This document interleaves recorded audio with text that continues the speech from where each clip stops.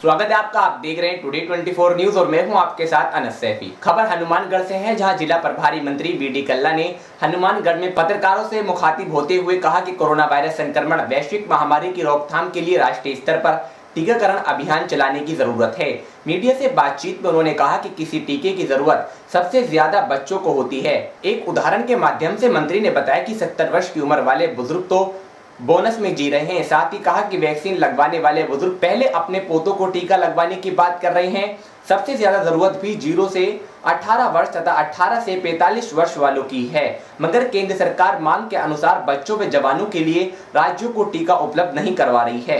आज हमारा खास आने का मकसद ये है कि हमारी नेता और हमारी अध्यक्ष आदरणीय सोनिया गांधी जी ने राजस्थान के पीसीसी चीफ साहब को और माननीय मुख्यमंत्री जी को जो पत्र किया, उसके अनुसार speak up for universal free vaccination, इसके बारे में जाकर के प्रेस को बताया जाए। जब से टीकाकरण का अभियान स्वतंत्र भारत में शुरू हुआ है, पंडित जवाहरलाल जी से नेहरू से ले लो अथवा उसके बाद विपक्ष की भी गवर्नमेंट रही है, हमेशा टीकाकरण का कार्यक्रम राष्ट्रीय कार्यक्रम रहा है और निःशुल्क टीकाकरण हुआ है। आपने बचपन में देखा होगा, हमारे चेचक का टीका लगा, मुफ्त लगा, केंद्रीय सरकार ने लगाया।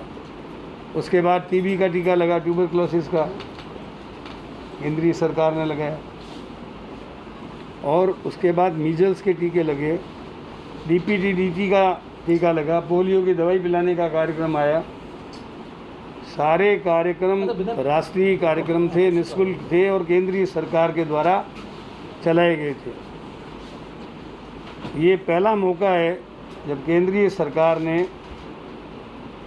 टीकाकरण में 45 से ऊपर की उम्र वाले लोगों को केंद्रीय सरकार टीका लगा रही है और कीमत उसकी 150 रुपये दे रही है। राज्य सरकारों को 18 से 45 साल की उम्र का टीका लगाने का जिम्मा दिया है, कीमत उनसे 300 रुपये ले रहे हैं। और निजी लोग, निजी अस्पताल यदि कोई टीका लगवाना चाहें और टीका लेना चाहें तो उनको 4 गुनी कीमत पर 600 रुपये में टीका दे रहे हैं। ये नीति मैं समझता हूँ आज़ाद भारत में, स्वतंत्र भारत में पहली बार ऐसी एक दो होती है दूरी नीति, तीरी नीति लेके आए, त्रिस्तरीय। इसकी हम निंदा करते हैं और ये मांग करते हैं कि राष्ट्र के हित में वैश्विक महामारी को रोकने के लिए देश में टीकाकरण का अभियान, ये राष्ट्रीय अभियान होना चाहिए, निःशुल्क होना चाहिए, सेंट्रल गवर्नमेंट को चलाना चाहिए।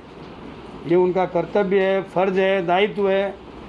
अपना दायित्व बोध मानते हुए इस टीकाकरण अभियान को भारत सरकार के द्वारा चलाया जाना चाहिए। नंबर 1, अभी जो टीकाकरण चल रहा है आप देख रहे हो, 16 लाख लोगों को प्रतिदिन टीके लग रहे हैं, जबकि भारत की जनसंख्या, भारत का क्षेत्रफल, भारत की जो स्थिति है उसको देखते हुए 1 करोड़ टीके रोज़ लगने चाहिए।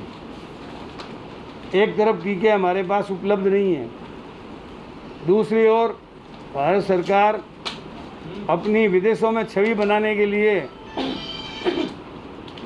बाहर टीके निर्यात कर रही है। आपने देखा होगा पहले सेकंड डोज जो है 28 दिन में, 30 दिन में लगता था, उसका 84 दिन का टाइम कर दिया। ये क्यों करना पड़ा? इसलिए करना पड़ा क्योंकि इनके पास टीकों की कमी है, टीके निर्यात कर दिए गए। दूसरी बात मैं ये कहना चाहता हूँ कि आज देश में बहुत सी ऐसी कंपनियां हैं फार्माकोलॉजी की, फार्मेसी की, जो टीके बनाने में सक्षम हैं।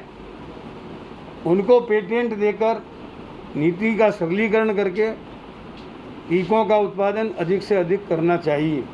वो नहीं कर रही हैं, उसके कारण अब तीसरी लहर की लोग आशंका कर रहे हैं 0 से 18 वर्ष के उम्र के लोगों को टीका कब लगाएंगे। फिर आपको एक बात और बताना चाहता हूँ, आप स्वयं अनुभवी पत्रकार हैं, टीका सबसे पहले किसके लगाया जाता है? किसके लगाया जाता है बताओ? बच्चों को लगाया जाता है। अभी तक बचे हुए हैं। इन्होंने सबसे पहले बूढ़ों को टीका लगाया है। अब बूढ़े लोग, मैंने खुद ने सुना है, वो कह रहे हैं यार मैं तो 80 साल का हो गया, 85 साल का हो गया, मेरे में तो बोनस ज़िंदगी जी रहा हूँ।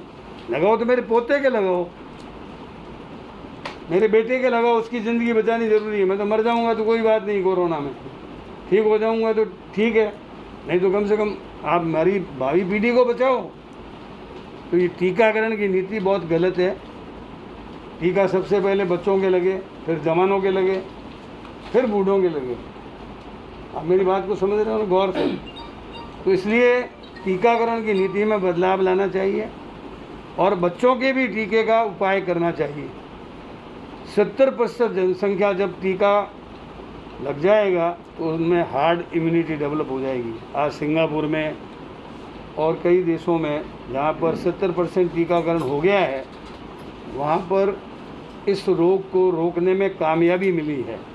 किंतु हमारे यहाँ आप देख रहे हो कि जिस तरह से फेजेज में टीका लग रहा है वो निश्चित रूप से बहुत घातक है। इससे कोरोना रुक नहीं पाएगा। कोरोना को रोकने के लिए तत्काल हमको अलग अलग प्रदेशों में अलग अलग फार्मेसियों को पेटेंट देकर टीका उत्पादन का काम तेज़ी से बढ़ाना चाहिए और इसको एक राष्ट्रीय कार्यक्रम के आधार पर निःशुल्क टीकाकरण करना चाहिए, ये हमारी मांग है। इसके अलावा अब इन्होंने देखा कि राजस्थान तो टीकाकरण में भी प्रथम है, कोविड को रोकने में भी प्रथम है। इन्होंने एक बोगस कहानी शुरू कर दी कि टीकों का वेस्टेज बहुत हुआ है। मैंने कल गंगानगर में पूछा, वहाँ वेस्टेज 1.4% है और यहाँ पर कितना है? माइनस में सर, माइनस माइनस 3.1 3.1, यानी यहाँ कोई वेस्टेज है ही नहीं।